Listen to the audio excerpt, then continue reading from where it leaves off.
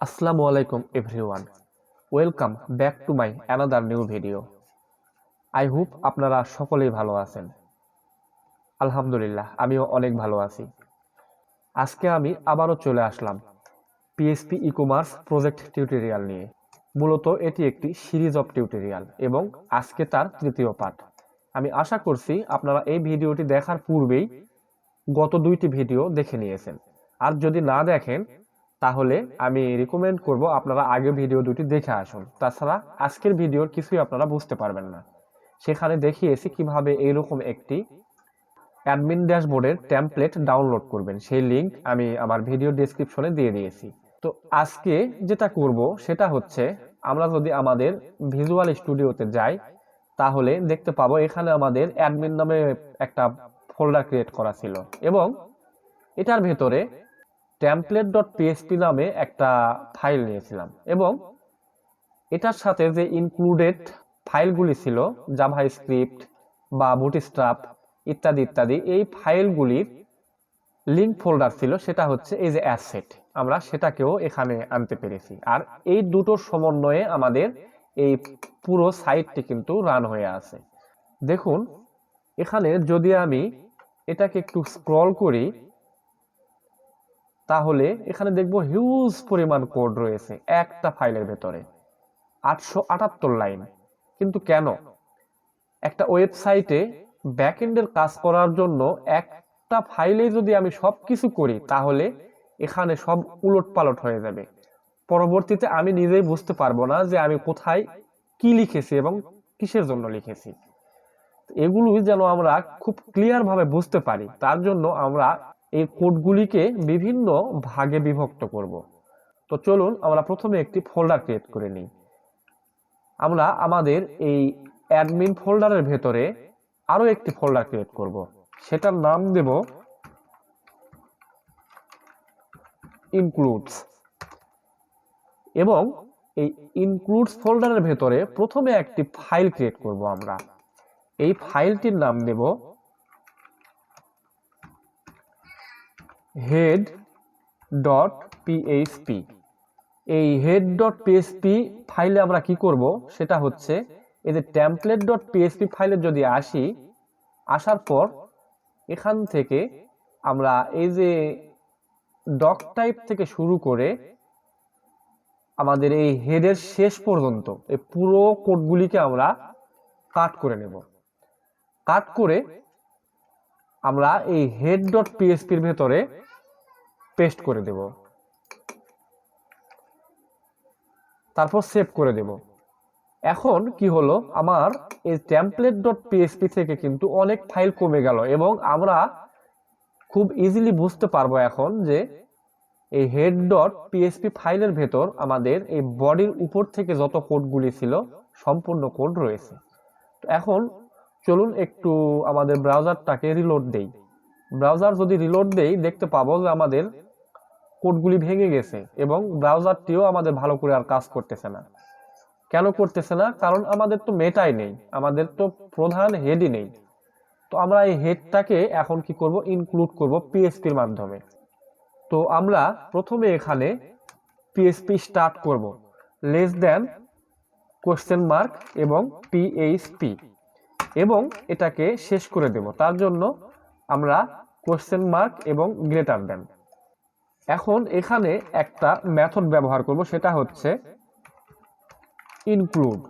এই ইনক্লুড কি করবে, আমাদের ওই হেডের লোকেশনটিকে এই template.php ফাইলকে চিনিয়ে দেবে। তো সেটার জন্য এখানে আমি লিখব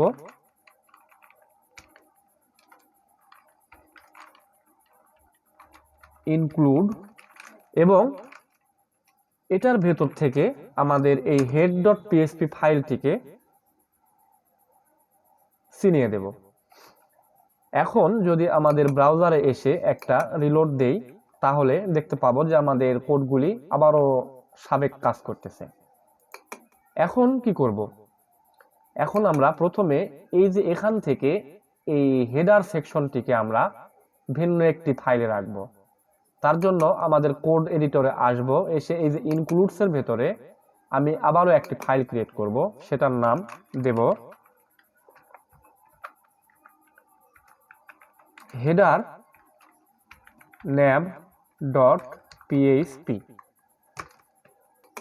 এখন এটার ভেতর আমাদের এই যে হেডারের সমস্ত কোডগুলি রাখবো। তো এটা কোথা থেকে শুরু হয়েছে এবং কোথা থেকে শেষ হয়েছে আমরা কিভাবে বুঝবো, সেটা বোঝার জন্য এখান থেকে আমরা আমাদের ব্রাউজারে এসে ইন্সপেক্ট করলে এখানে আমরা প্রথমেই পেয়ে যাচ্ছি, দেখেন এই হেডারটা কোথায় আছে, nav ক্লাস navbar।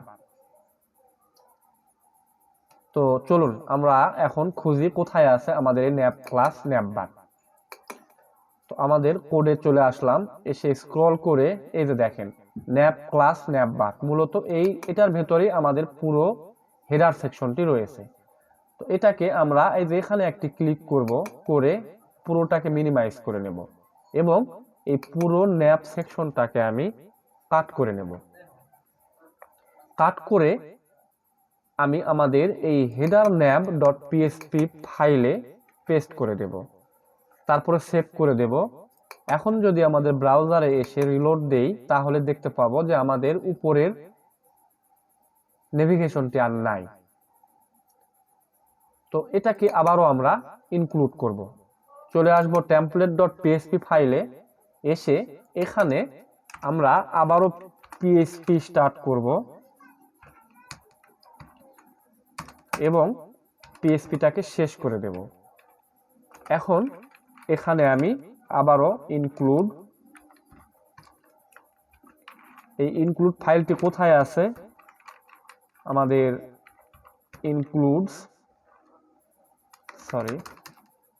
এখানে আমাকে কোটেশন দিতে হতো, কোটেশন। এখন আমাদের ফোল্ডার লোকেশন বলে দিতে হবে ইনক্লুডস এর ভেতরে আমাদের এই যে হেডার nav ডট পিএইচপি। তো এটাকে আমরা লিংক করে দিলাম এবং আরেকটি কাজ করব তার সাথে, এখান থেকে এই যে কমেন্টটাকে আমরা কপি করে এখানে পেস্ট করব, কারণ এই কমেন্টগুলো আমাদের প্রয়োজন আছে। এখান থেকে আমি লিখে দেব, এটা হচ্ছে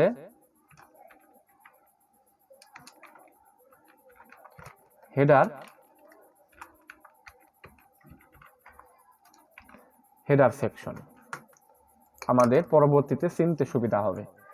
তো এখন যদি আমাদের ব্রাউজারে এসে আবারও একটা রিলোড দেই, দেখতে পাচ্ছেন যে আমাদের এই নেভিগেশনটা কিন্তু কাজ করতেছে। এখন কি করব, এখন আমরা এই যে এই সাইট ন্যাবটিকে আমরা ভিন্ন একটি ফাইলে নিয়ে যাব। তার জন্য আমরা আবারও এই যে ইনক্লুডস এর ভেতরে এসে একটা ফাইল ক্রিয়েট করব। এটার নাম দেব sidenav.php।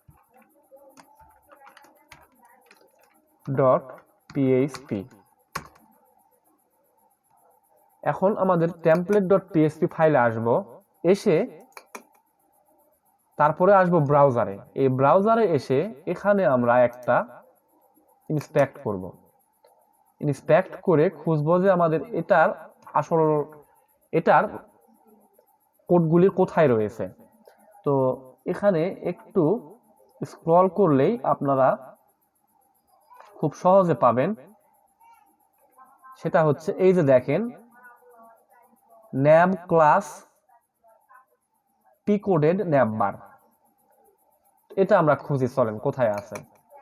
তো আমরা আমাদের কোডে চলে আসব, এসে এখানে একটু স্ক্রল করব, এই যে দেখেন nav ক্লাস p-coded navbar। মূলত এখানে আমাদের পুরো সাইড নেভিগেশনটি রয়েছে।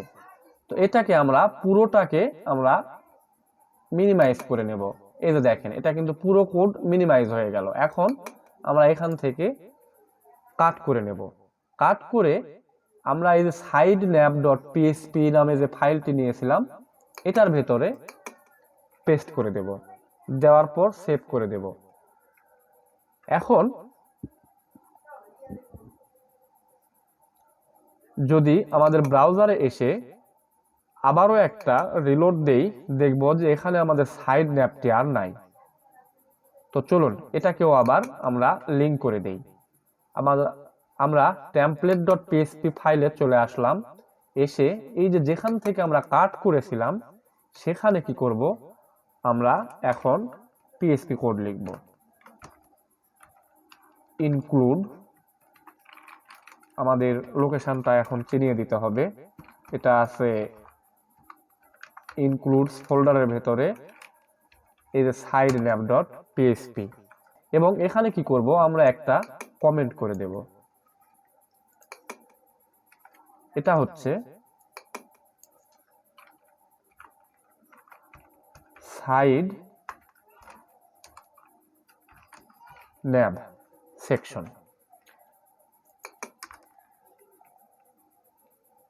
এখন যদি আমাদের ব্রাউজারে এসে রিলোড দেই, দেখতে পাবো যে আমাদের কোডগুলি ঠিকঠাক কাজ করতেছে। এখন যেটা করব সেটা হচ্ছে আমাদের এই যে মেন সেকশন, এই মেন সেকশন থেকে আমরা শুধু এইটুকু রাখবো এবং এখান থেকে এই পর্যন্ত রাখবো, আর বাদ বাকি এই যে আননেসেসারি কোডগুলিকে আমরা রিমুভ করে দেব। সেটা কিভাবে করব?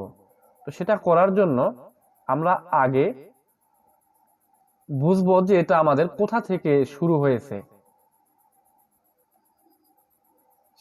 তো সেটা করার জন্য আমরা এখানে কি করব, ইন্সপেক্ট করব। ইন্সপেক্ট করে এখান থেকে আমরা দেখার চেষ্টা করব যে এটা আমাদের অপ্রয়োজনীয় কোথা থেকে কোন পর্যন্ত। তো আমাদের এখান থেকে মূলত এই কোডগুলির প্রয়োজন নেই। আবারও একটু করি, আপনাদেরকে দেখাই। এখান থেকে আমাদের এই কোডগুলির প্রয়োজন নাই। আমি এখানে ইন্সপেক্ট করব। করলে আমি এখানে যে পাচ্ছি যে ন্যাপ ট্যাব, এই ন্যাপ ট্যাব যেখানে আছে কমেন্ট করা, এটা আমরা খুঁজবো। এখান থেকে আমরা কি করব, এই ট্যাবটাকে ডিলিট করে দেব। তো আমরা এখানে আমাদের কোডে আসলাম, এসে একটু স্ক্রল করব। স্ক্রল করে আমরা নিচে চলে আসব। এসে দেখেন এই যে ট্যাব কার্ডস। তো এই ট্যাব কার্ডস, এখান থেকে আমরা এটাকে মিনিমাইজ করব। এই যে tab cards, tabs card and, এই পুরোটাকে আমি রিমুভ করে দেব। তারপর কি করব, আমরা এই যে সোশ্যাল স্ট্যাটিস্টিক স্টার্ট, এটাকেও আমরা রিমুভ করে দেব। আমরা এই সবগুলোকে মিনিমাইজ করে নেব এই যে এই পর্যন্ত। তো এই পর্যন্ত এটাকেও আমরা রিমুভ করে দেব। এখন এখান থেকে এই যে এটাও আমাদের আর প্রয়োজন নেই, এগুলিকেও আমরা রিমুভ করে দেব। এই যে এই পর্যন্ত রিমুভ করে দিলাম। এখন যদি আমাদের ব্রাউজারে এসে একটা রিলোড দেই, দেখতে পাবো যে আমাদের শুধু এইটুকু ছাড়া আমাদের মেন সেকশনে আর কিছু নাই। তো এখন কি করব, আবারও আমাদের এডিটরে আসব। এসে দেখেন এখানে অনেকগুলি কমেন্ট রয়েছে। এই কমেন্টগুলিকে আমরা কি করব, রিমুভ করে দেব। এগুলো কমেন্টের আমাদের প্রয়োজন নেই। এই পর্যন্ত রিমুভ করে দিলাম। এখন এখানে আমাদের জাভাস্ক্রিপ্ট এবং jQuery লিংক করা আছে এই যে অ্যাসেট ফোল্ডারের সাথে, এগুলিকে আমরা একটা ভিন্ন ফোল্ডারে নিয়ে যাব এবং ভিন্ন ফাইলে। তার জন্য আমরা এই যে ইনক্লুডস এর ভেতরে এসে আবারও একটি ফাইল ক্রিয়েট করব। এটার নাম দেব footer.php। এই footer.php এর ভেতরে আমরা এই যে template.php থেকে আমাদের এই শেষ যতগুলি কোড আছে একদম শেষ পর্যন্ত আমি কাট করে নেব এবং এখানে কি করব, এই যে footer.php এর ভেতরে আমরা পেস্ট করে দেব। এখন যদি আমরা আমাদের ব্রাউজারে যাই তাহলে এটাকে আর কানেকশন পাবে না। কেন পাবে না? আমাদের জাভাস্ক্রিপ্ট আনলিঙ্ক অবস্থায় রয়েছে। তো এখন আমাদের template.php তে এসে সর্বশেষে এখন আমি আবারও ইনক্লুড করে দেব।